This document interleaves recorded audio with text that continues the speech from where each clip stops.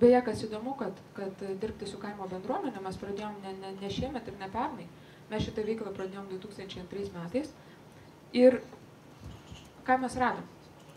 Visų pirma, mes radom daugybę aktyvių kaimo organizacijų.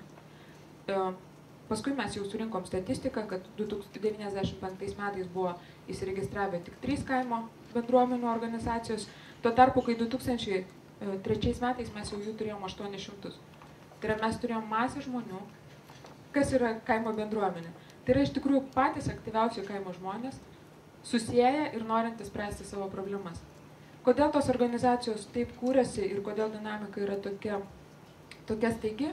Tai yra pagrindinė priežastis, kad kaimo žmonės paprasčiausiai nusivylė, laukdami tam tikrų mesijų ir tam tikros pagalbos. Jie tikėjosi tos pagalbos.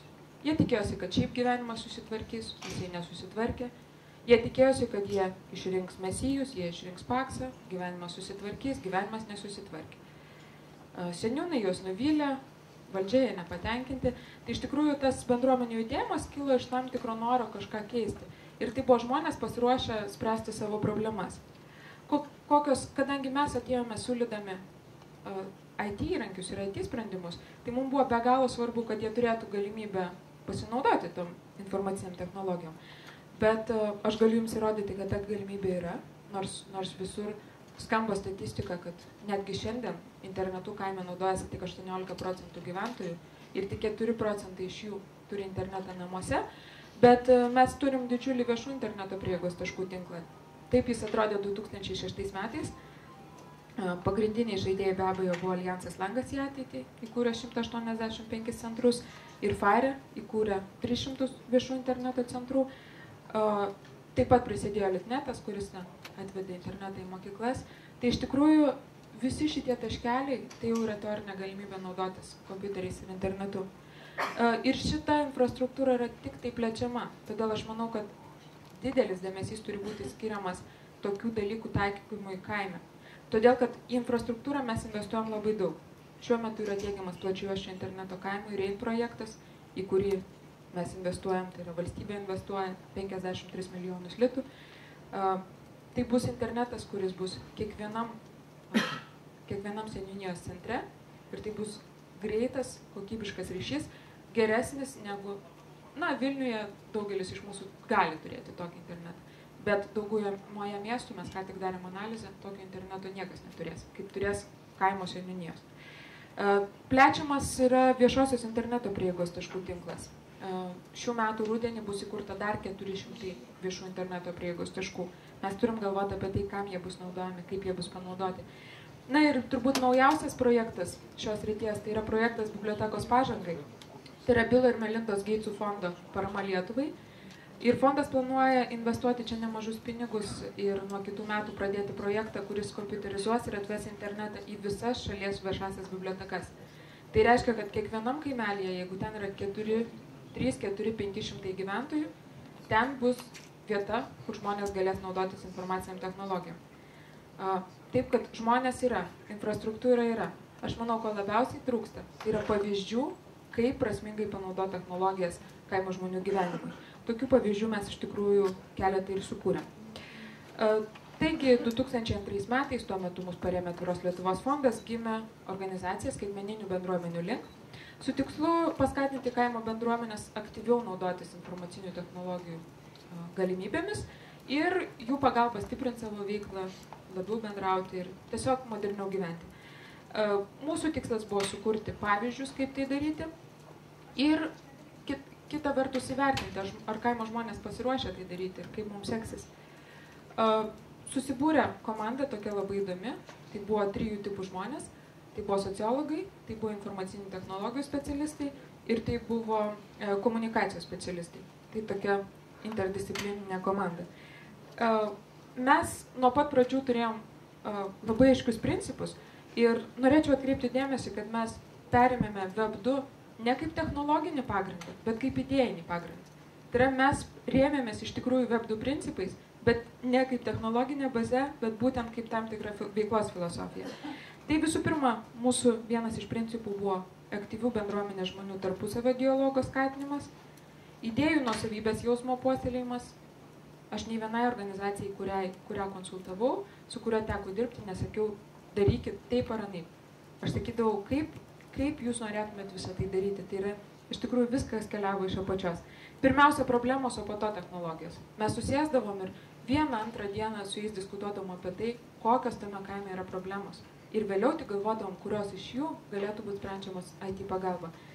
Ir ugdėm hibridinius gebėjimus, nes mes matėm, būtent aš kai žiūriu į jūs ir į save, savo aplinką, mes turim turėti labai įvairių gebėjimų. Mes turim kažkodėl būti ir finansistai, ir žurnalistai, ir kas tik nori. Kaime žmogus viską dažniausiai įsivaizduoja siauriau, tai yra, jeigu jis yra kažkokios srities specialistas. Tai yra, jeigu ne, tai ne. Ir mes būtent bandėme juose uždegti ugnelę įvairių dalykų, kad jie norėtų truputėlį pasidomėti kažkuo.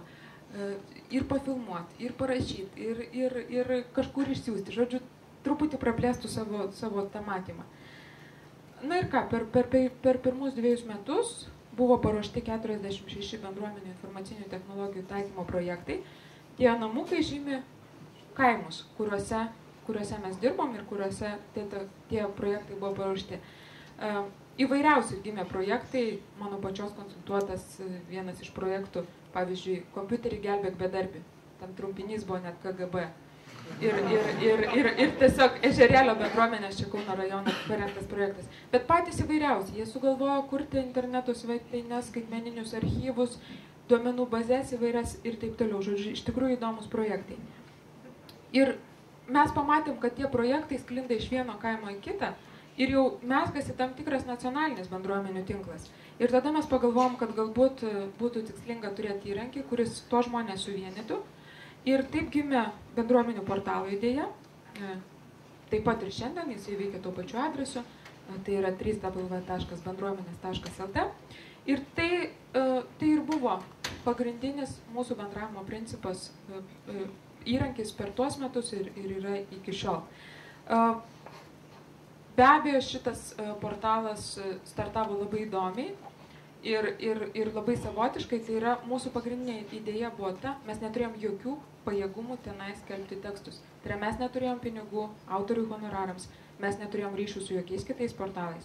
Tai buvo keli žmonės, kurie įsivaizdavo, kad sugebės paskatinti kaimą staiga pradėti rašyti apie savo gyvenimą. Ir kas įdomiausia, kad tai pasisekė padaryti. Be abejo, mes iš pradžių sugalvojom įvairių saldainių. Tai yra, kaip to žmonės išjudinti, nes žmonių, kurie norėjo rašyti buvo, bet jie buvo kuklus, juos ten kažkas pastumti, kažkaip pajudinti. Tai mes paleidom straipsnių konkursus. Ir į pirmą straipsnių konkursą mes gavom 96 straipsnius. Mes iškritom, mėnesį mūsų portalo naujienos ėjo tik tai straipsnių, konkursiniai straipsniai, mes nebeturėjom vietos, kur dėti kitas naujienas, nes kaimo žmonių specifika yra truputį kita, jie naujienas, na, tarkim, jeigu naujiena nubėga į apačią per vieną dieną, tai labai daug žmonių jos net nepamato, nes paprasčiausiai jie jungiasi rečiau.